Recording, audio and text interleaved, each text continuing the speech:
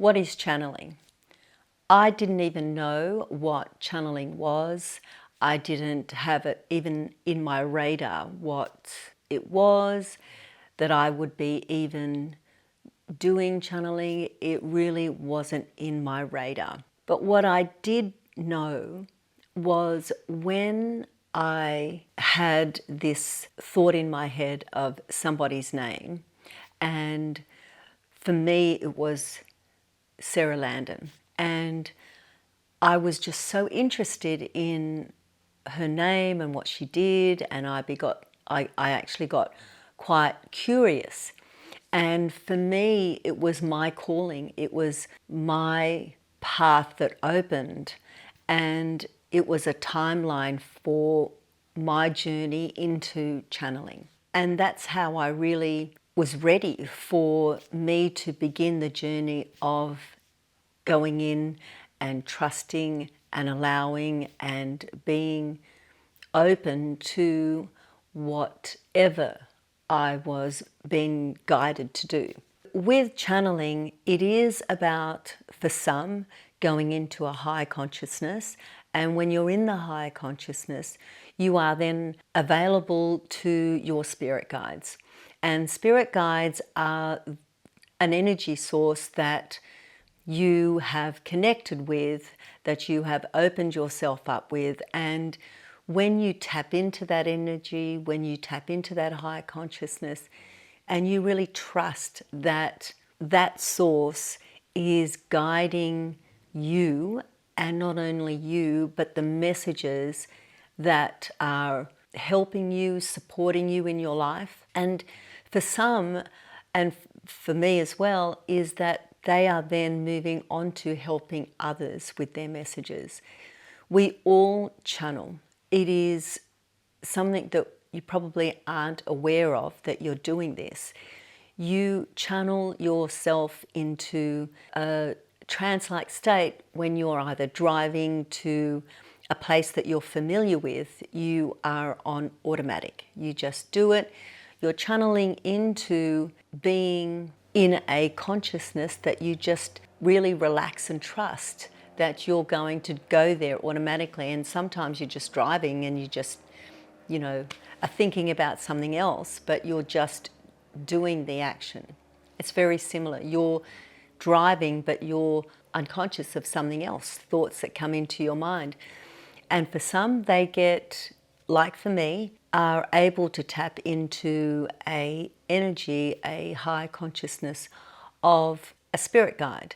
And I have a few, but my main one is Alberton, who comes through to me and supports me and others through people's situations, has questions that he can guide them into. And this is an awakening for so many. People are really tapping into themselves and really trusting in their, you might call it intuition, but trusting in that high consciousness that these messages or these signs or a feeling that they get is guiding them into maybe just into their own soul's desire. Maybe what it is that they're really wanting to follow. And some perhaps are not listening to it and suppressing it, and some people have suppressed it for so long that it somehow shows up again in their life.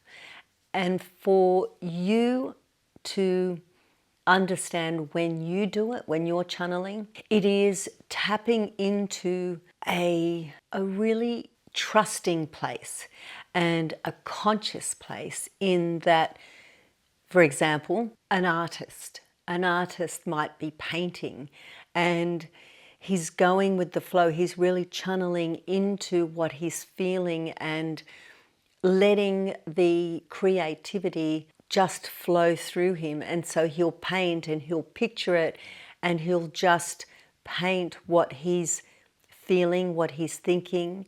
And that is a part of channeling.